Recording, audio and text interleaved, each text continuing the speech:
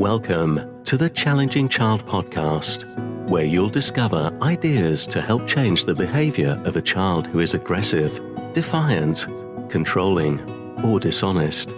Let's join Jill Tree from Stressed Parent. So today I want to talk about us being victims. As parents, we're often victims of really challenging behaviour. And it creates such conflict in us, doesn't it? Because on the one hand, we're the nurturing, loving parent that wants to guide our child, wants to influence them, wants to love them, wants to support them, encourage them, help them, have fun with them. And on the other hand, we are living with a child where we may be on the receiving end of aggression, name calling, spitting, hitting, kicking, stealing. I don't know what your particular challenge is. And the truth is we are victims. We are victims of aggression and violence and unpleasant, challenging behavior. Interestingly enough, it's not recognized as domestic abuse, even though I would say it is domestic abuse, and all the professionals I work with would say exactly the same thing. It's not classified as domestic abuse until a child reaches the age of 16. Now that has to change, and I will be at some stage getting on my soapbox to campaign for that to change. But in the meantime, what do? Yes, we are victims, and it's so important, however, that we don't become sort of disabled in our parenting because we are victims of challenging behaviour. We don't want to become sort of stuck in a victim trap. We don't want to have a poor me victim mentality. Now, I'm not saying it's totally wrong to feel sorry for yourself. I'm not saying that at all, because of course it's emotionally upsetting, it's hurtful, it's an affront on our personality and who we are and what we stand for and us being their parent. It's an attack, it's an assault. So of course we do feel less than, but we can't stay in that. I think that's what I'm trying to say. We cannot stay in the persona of victim. We cannot stay in that victim trap. We cannot stay in a victim mentality, because that actually feeds the monster. It feeds the child's fake power.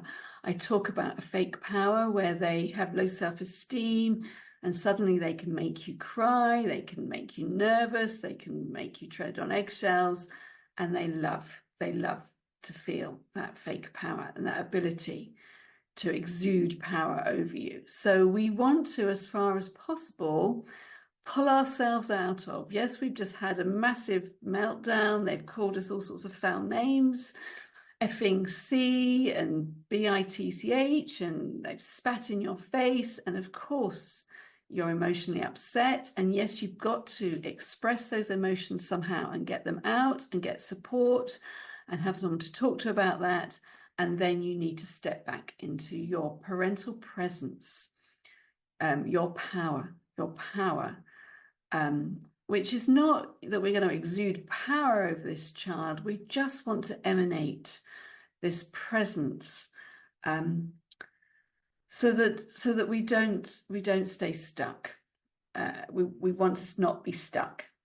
So we need to feel bigger than the problem. We are bigger than the problem, particularly when we enlist the help of supporters.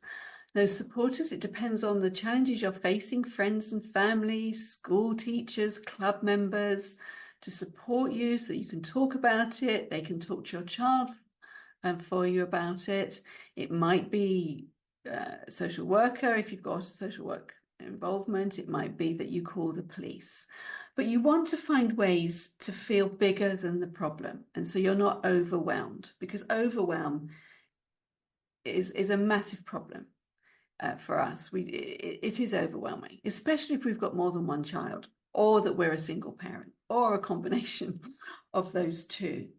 So definitely releasing your emotions, not allowing them to bottle up, because if we don't release our emotions, and they could be anger. It's okay to be angry with this child. It is absolutely okay to be angry with this child, but not in the presence of the child. So how do you get out your anger? I used to go to the gym and go to a little exercise class that was half an hour long. And one of the exercises that we had to do was you took these great giant ship ropes, they're really massive, thick ropes, and you beat them on the floor. And that was how I got out my anger. I screamed into a pillow. I would drive down the motorway, effing and blinding, screaming at the top of my voice. I would cry myself to sleep sometimes. I would always go and talk to a friend.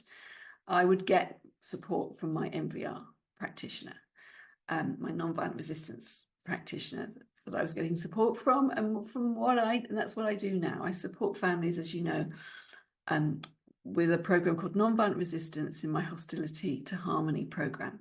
So anyway, we need to release that emotion, because if we don't, it will pop up.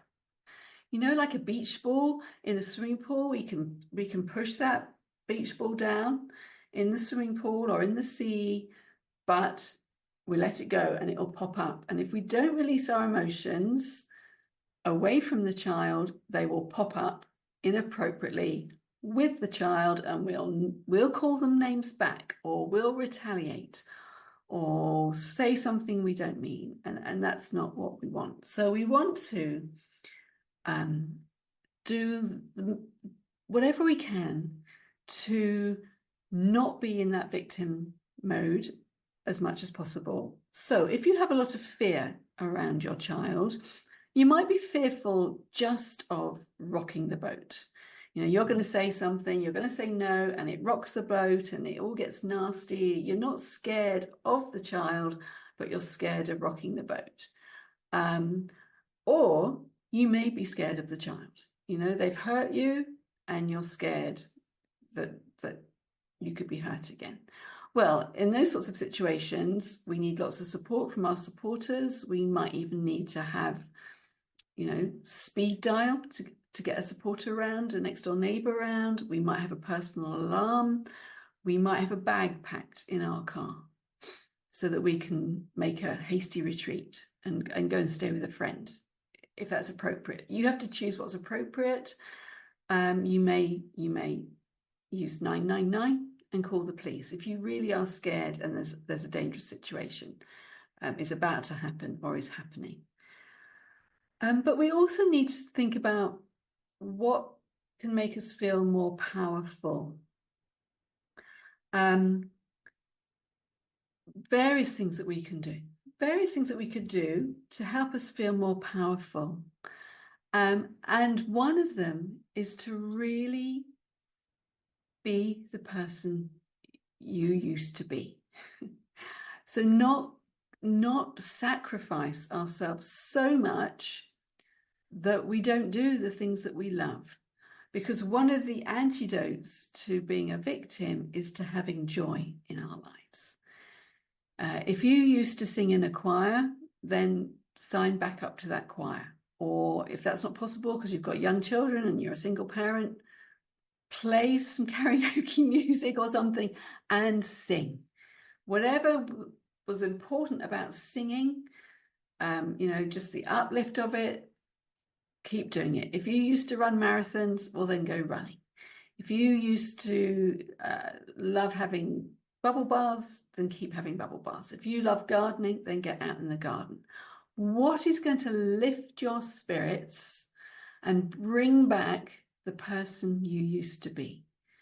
Because that will help reduce the sense of a victim mentality. It will help with your identity of who you truly are.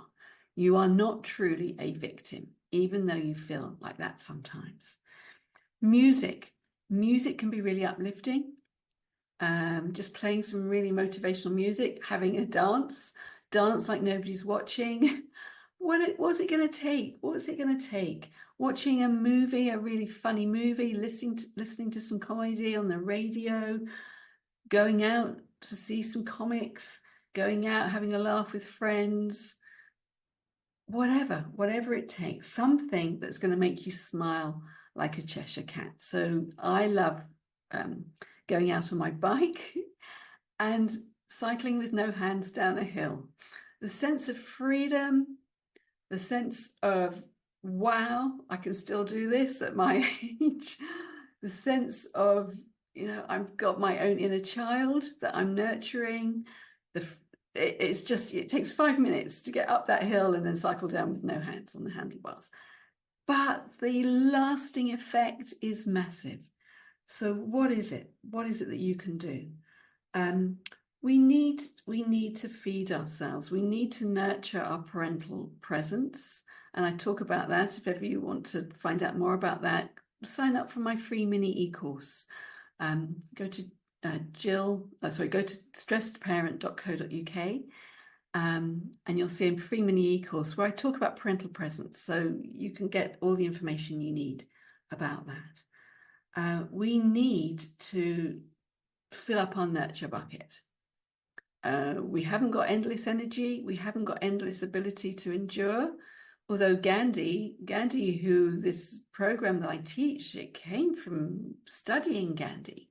He said we do need to develop the ability to endure. And we are all stronger and tougher than we think. So do some things that help you realize how resourceful and how strong you are. I have cold showers. Not every day, well, pretty much every day. Most days I will have a 4-minute cold shower with the tap on the coldest setting. It's so invigorating. Whatever happened yesterday, fresh start from today. There's a whole podcast on my self-care routine, and that is so important that I've dedicated a whole podcast to it. Go and have a listen to that when you have time. But self-care and the cold showers, if I can endure a cold shower, then I can endure my son spitting in my face. Or I don't think he has actually spat in my face. I don't know, but that's what I come across with some of my families. Or, I have had shampoo poured all over my head. If I can endure a cold shower, then you're going to pour shampoo all over my head while I'm in bed? No biggie. No big deal. Go and do some things that might challenge you. Go and do a bungee jump, or go and sing in the woods and not worry about if other people are listening. Do something that's going to stretch your comfort zone a little bit so that you realize that you've got inner strength. You've got this ability. And we've got that resilience. And resilience is the ability to bounce back. This is it going to change a child's behavior? It may do. It may have some impact, because when they see that they're not pressing your buttons anymore, you're dripping in shampoo because they've just poured it all over your head, and you go, oh, why don't you try this one as well? Because you're resilient and you're not feeling like a victim, and you can just joke about it instead. That might help. I can't guarantee it, but it might help. But an important part of non-violent resistance, this program I teach, is how we feel as parents. It's not necessarily what the child is doing, although if we can change what the child is doing, that's really the ultimate goal, but it also is how we feel about it. And if we feel like a victim even less, then so much the better. Now, one of the things that happens when we're feeling like a victim is that we can also have a lot of guilt. Oh, well, we shouldn't have moved house. I shouldn't have changed his school. I shouldn't be expecting him to do homework. I shouldn't have said that. Oh, I shouldn't have got him an Xbox. Oh, I shouldn't have got him a phone. If only I had done this. If only I hadn't done the other. If I hadn't said that. This is a form of self-attack. We're punishing ourselves. Do we really need to do that as well as the child punishing us? It's compounded by often the child does blame us, and we can start believing that if we're not careful. So I want you to be careful. I want you to be careful of running those guilty scripts inside your head. We run all sorts of things inside our head, and they're not true. Pretty much most of what we say to ourselves is a story. It's a story. We've done our best. That is the true story. We've done our best. We cannot do any more. Yes, of course we've made mistakes. Of course. And that's okay. We're never going to be getting it perfectly right all the time. So forgiveness of ourselves is a massive, massive piece of work to help us feel less like a victim and to reduce that sense of guilt. You've done the best you can. Anybody else in your shoes probably would have done the same. They may have felt the same as you, but it's time to let it go. Imagine all those things you feel guilty about, popping them in a hot air balloon right now. Put them right now into a hot air balloon. It's just tethered to the ground, just by your feet, this hot air balloon. I want you to put everything in. All the guilt, all the shame, all the self-attack, all the blaming. Pop it all in that hot air balloon. And then I want you to take the tethers out from the ground and let that hot air balloon go. We don't need to have those hanging around anymore. So this not being a victim and thinking about empowering ourselves, this is not a one-time event. You know, you have to practice this. I have my cold shower most mornings. Sometimes I'll let myself off the hook, but it really, really boosts my inner strength. And it's amazing for my immunity too, apparently. It gives me inner strength. It gives me that sense of I am bigger than the problem, whatever the problem is that day. And we've got to keep practicing. We've got to keep practicing this self-development over 5 minutes a day. Keep practicing and, you know, put a lively track on and dance to raise your energy. Energy is everything. You know, where does energy come from? It comes from the food we eat. It comes from the quality sleep that we may or may not be getting. But it comes from our thinking as well. So raise your energy, put on that happy music. Have something to really raise your game. Go outside, look at beauty in your garden if you have one. And really, really nurture yourself. This is not a one-time event. Keep practicing it. Keep practicing it. And have some mantras. I am powerful. I can resist. I am strong. See how you get on. Listen to this podcast again and again, because there's lots of powerful messages in here. The last thing to do is just to really think about keeping yourself grounded. So our center of gravity is actually around our hips. And if you believe in energy fields, we have our base chakra around our sacrum at our back. And so I want you to think about standing rooted to the ground like a tree with roots, you know, roots a tree's roots can go 25 feet, maybe even further.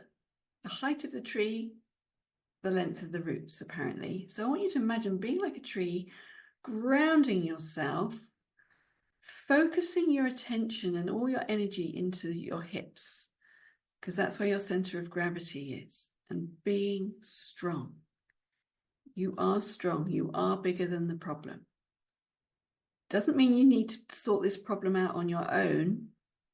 You get supporters and other people to help you with this problem, whatever it is, but you are bigger than the problem.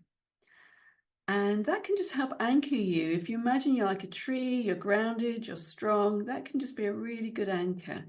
Anchors are just great little memory jogs for a feeling.